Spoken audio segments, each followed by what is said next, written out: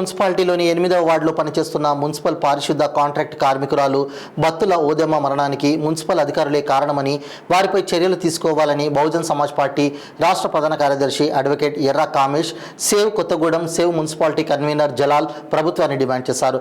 అఖిలపక్షం ఆధ్వర్యంలో మరణించిన బాధితురాలి కుటుంబ సభ్యులకు న్యాయం చేయాలనే డిమాండ్తో ఆసుపత్రి శవ పరీక్ష విభాగం ముందు బైఠాయించి నిరసన చేపట్టారు. ఈ కార్యక్రమంలో బహుజన కార్మిక విభాగం జిల్లా అధ్యక్షులు సాయి, మృతురాలి కుమార్తెలు సరోజ, నాగలక్ష్మి, ఉషా కుటుంబ సభ్యులు పాల్గొన్నారు.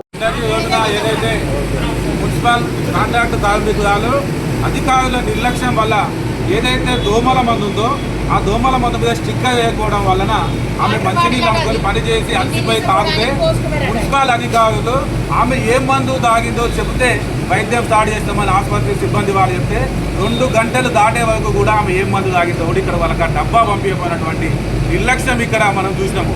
ఎందుకంటే మున్సిపల్ కమిషనర్ ఒక కార్మికురాలు చనిపోతే ఆయన మున్సిపాలిటీలో కార్మికులు చనిపోతే ఇప్పటి వరకు కూడా ఆయన వచ్చి చూడలేదు అంటే ఆయన యొక్క నిర్లక్ష్యం ఏ పార్టీతో ఒకసారి ఆలోచన చేయాల్సిన అవసరం ఎంతైనా ఉంది. మేము ఒకటే డిమాండ్ చేస్తున్నాం, ఈ ఘటనకు మొదటి ముద్దాయిగా మున్సిపల్ కమిషనర్ మీద చట్టపరమైన చర్యలు తీసుకోవాలి. అదే రకంగా అధికారుల నిర్లక్ష్యం ఏదైతే ఉందో ఇటువంటి నిర్లక్ష్యం మూలంగా ఇటీవల కాలంలోనే ఒక కార్మికుడికి విద్యుత్ షాక్ కూడా పోయాడు. అసలు పాయిజన్ తీసుకున్న కేసు ఇక్కడ ట్రీట్మెంట్ చేసే పరిస్థితి లేదు. 24 గంటలు వెంటిలేటర్ మీద ఐసీయూలో ఉండాల్సిన ఆమెను తీసుకొని ఐసీయూలోకి వెళ్ళి షిఫ్ట్ చేసి జనరల్ వార్డులో పెట్టడం మూలంగానే ఆమె చనిపోయిందని చెప్పి కుటుంబ సభ్యులు కూడా మా దృష్టికి తీసుకురావడం జరుగుతుంది. మేము ప్రభుత్వాన్ని ఒక్కటే డిమాండ్ చేస్తున్నాం, తక్షణమే మున్సిపల్ కమిషన్ మీద చట్టపరమైన చర్యలు తీసుకోవాలి.